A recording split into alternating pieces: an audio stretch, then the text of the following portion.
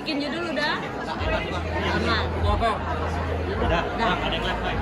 Oke, Bang Sunan, baru dapat kabar mungkin mengenakan nih.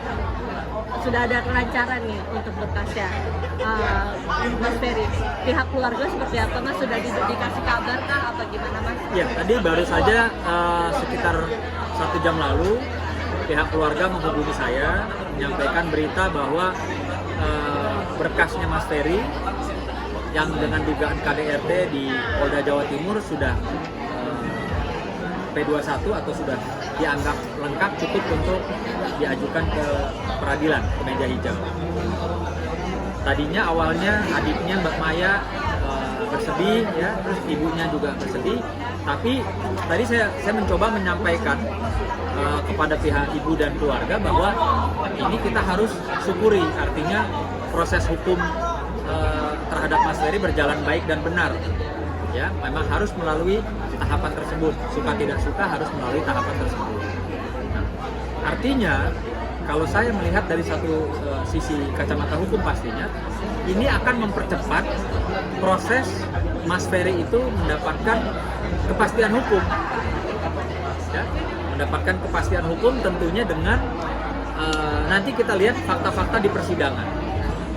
Si pelapor punya bukti apa akan tersaji di persidangan. Begitu juga Mas Ferry punya bukti-bukti apa akan tersaji di persidangan. Artinya kalau saya pribadi selaku praktisi hukum ini kabar baik.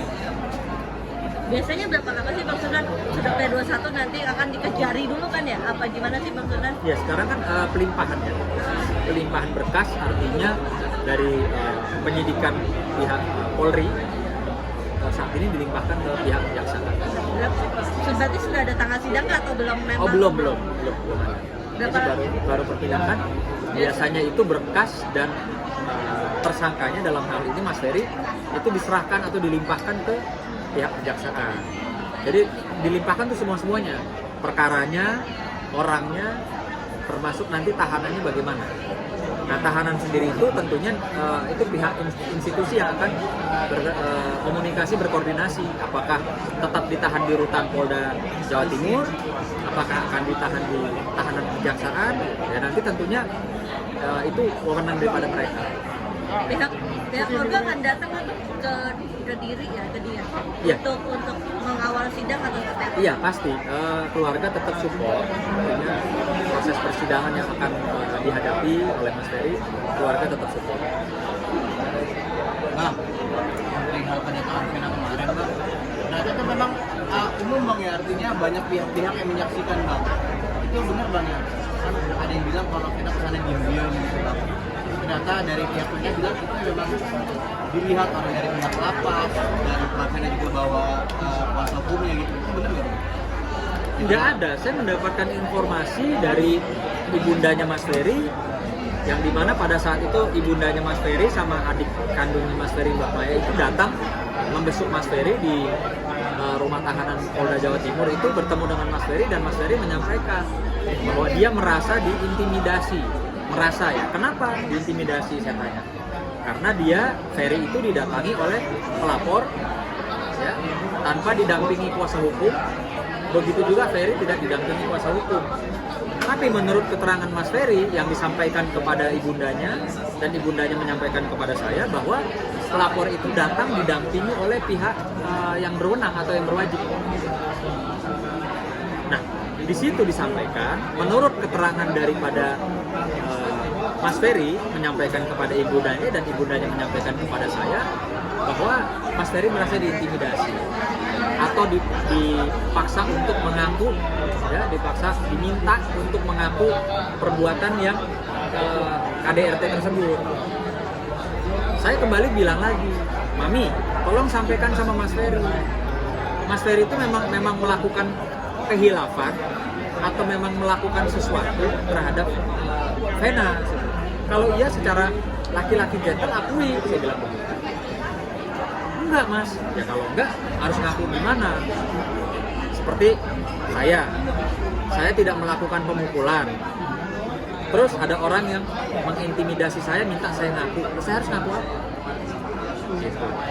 Jadi saya tetap kasih pemahaman, edukasi hukum dan pengertian kepada pihak ibunda dan keluarga bahwa kalaupun memang ada hal-hal tersebut yang disampaikan oleh Mas Ferry, itu ranah kuasa hukum daripada Mas Ferry yang di Surabaya, Jeffrey, dalam kaitan proses dugaan KDRT. Itu bukan ranah saya. Berarti bisa dibilang bahwa Evan ini ada kebohongan berarti? Nggak tahu, justru saya mendorong agar proses hukum cepat berjalan, persidangan cepat berjalan, guna untuk Mas Ferry juga mendapatkan kepastian hukum, kan akan terungkap tuh nanti, ya, siapa yang berkata bohong atau siapa yang berbuat apa. Jadi saya juga mendukung proses hukum ini berjalan dengan baik dan benar. Maminya Mas Ferry sebenarnya pengen apa sih nanti di dalam persidangan ini? Mungkin ada pengen yang dia ungkapkan atau gimana nanti di persidangan kalau dia bisa dan kalau dia sehat gitu. Kemarin saya juga dikirimin juga ya surat oleh Mas Ferry. Mas Ferry menyampaikan di situ kronologis apa yang dia alami, apa yang dia rasakan terkait dengan dugaan intimidasi. Ada sama saya surat-surat dikasih dari ibu. Tapi buat saya tetap saya bilang ini bukan ranah saya, ya ini ranahnya Bang Jeffrey selaku kuasa hukum dengan Ferry dugaan KDRT. Nah, mungkin memang ada hal-hal yang mau disampaikan ibundanya, tapi saya bilang alangkah baiknya ibu didampingi sama Mas Jeffrey karena dia kuasa hukum dari urusan KDRT. Jadi keluarga melihat ini juga pengen baik-baik aja, pengen di sidang nanti. Keluarga kepengen terungkap semuanya. Dan insya Allah keluarga juga legowo kalau memang ya Mas Ferry melakukan kehilafan atau melakukan satu perbuatan yang melanggar hukum. Nah, gitu. Dah, teman-teman. Cukup. Oke. Terima kasih, Bang.